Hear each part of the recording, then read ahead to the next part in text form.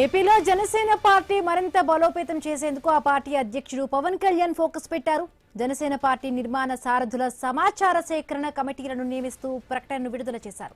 జనసేన పార్టీని సంస్థాగతంగా మరింత బలోపేతం చేసి జన సైనికుల నుంచే భవిష్యత్తు నాయకత్వాన్ని తీర్చిదిద్దే లక్ష్యంతోనే స్వీయ పర్యవేక్షణలో ఈ కమిటీలను నియమిస్తున్నట్టుగా పార్టీ అధ్యక్షుడు పేర్కొన్నారు. ప్రతి పార్లమెంటు నియోజకవర్గానికి ఒక సీనియర్ పరిశీలకులు, పార్టీ పట్ల నిబద్ధత, స్థానిక అంశాలపై అవగాహన కలిగిన 3 సీనియర్ నాయకులు ఉన్నారు.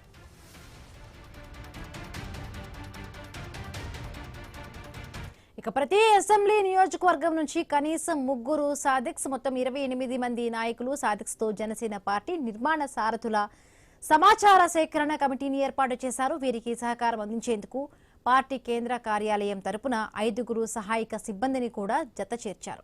ఈ కమిటీల ద్వారా రాష్ట్ర వ్యాప్తంగా 25 పార్లమెంటు నియోజకవర్గాల పరిధిలో పార్టీ కోసం అంకిత భావంతో కష్టపడిన నాయకులు, సాధిక్స్, జన సైనికుల సమాచారం సేకరణ చేస్తారు. జన సైనికులలోని నాయకత్వ లక్షణాలు, నైపుణ్యం, అంకిత భావాన్ని గుర్తించి వారికి నాయకత్వ అవకాశాలు కల్పించడమే ప్రధాన ఉద్దేశమని పార్టీ పేర్కొంది. రైట్, మరిన్ని పూర్తి అప్డేట్స్ మా కరెస్పాండెంట్ నాగేశ్వరరావు అందిస్తారు. నాగేశ్వరరావు,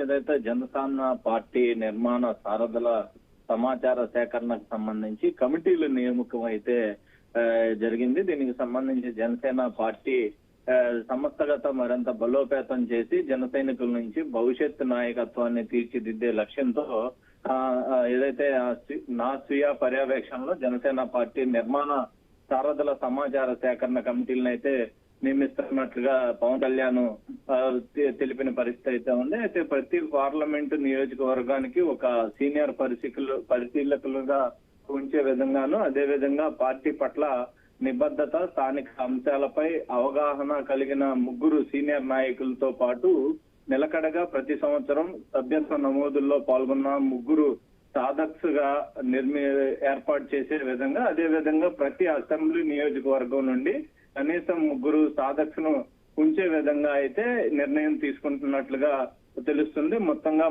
28 మంది నాయకులు సాధక్స్ తో జనసేన పార్టీ నిర్మాణ సారథుల సమాచార సేకరణ కమిటీ ఏర్పాటు దిశగా అయితే ఈ యొక్క అడుగులు వేస్తున్నట్లయితే తెలుస్తుంది. దీనికి సంబంధించి వీరికి సహకారం అందించేందుకు పార్టీ కేంద్ర కార్యాలయం తరపున 5 సహాయక సిబ్బంది ఉండేట్లుగా కూడా ఏర్పాటు జరుగుతున్నట్లు పవన్ కళ్యాణ్ ట్వీట్ ద్వారా కూడా తెలిపిన పరిస్థితి అయితే ఉంది. అయితే ఈ కమిటీల ద్వారా రాష్ట్ర వ్యాప్తంగా ఏదైతే 25 పార్లమెంటు నియోజకవర్గాల పరిధిలో పార్టీ కోసం అంకిత భావంతో కష్టపడిన నాయకులకు ఈ యొక్క సాధక్స్ జన సైనికుల సమాచార సేకరణ కింద ఏర్పాటు చేయనున్నట్లుగా అయితే తెలుస్తుంది. అయితే 2014 నుండి కూడా జనసేన జెండాను మోస్తున్న జన సైనికులను నాయకులుగా తీర్చిదిద్దేలా పార్టీ నిర్మాణం చేపడుతున్నట్టుగా కూడా దీనికి సంబంధించి పవన్ కళ్యాణ్ చెప్తున్న పరిస్థితి అయితే ఉంది. ఏదైతే పార్లమెంటు నుండి గ్రామ స్థాయి వరకు, అలాగే వివిధ విభాగాల్లో పనిచేసేందుకు ఆసక్తి ఉన్న వారిని కూడా వారికి ఆసక్తి తగిన విధంగా కూడా బాధ్యతలు అప్పజెప్పే విధంగా పవన్ కళ్యాణ్ ఈ నిర్ణయాలు తీసుకుంటున్నట్లయితే తెలుస్తుంది. అదే విధంగా సేకరించిన సమాచారాన్ని పరిశీలించిన అనంతరం కూడా ఏదైతే పార్టీ బాధ్యతల కేటాయింపుపై తుది నిర్ణయం ఏదైతే పవన్ కళ్యాణ్ ఆధ్వర్యంలో తీసుకోబడుతుందని కూడా ఆయన పేర్కొన్నట్లుగా మనకి తెలుస్తుంది. అదే విధంగా జన సైనికుల్లోని నాయకత్వ లక్షణాలు, నైపుణ్యం, అదే విధంగా అంకిత భావాన్ని గుర్తించి వారికి నాయకత్వ అవకాశాలు కల్పించడమే ఈ కార్యక్రమం ఉద్దేశంగా అయితే పవన్ కళ్యాణ్ చెప్తున్న పరిస్థితి అయితే ఉంది.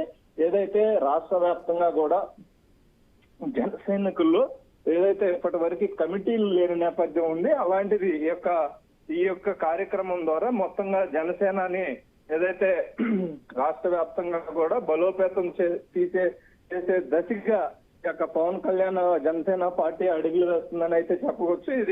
దీనికి సంబంధించి పవన్ కళ్యాణ్ దీని ప్రకారంగా ఏదైతే ఈ యొక్క ట్వీట్ ద్వారా కూడా ఆయన పేర్కొన్న పరిస్థితి అయితే ఉంది.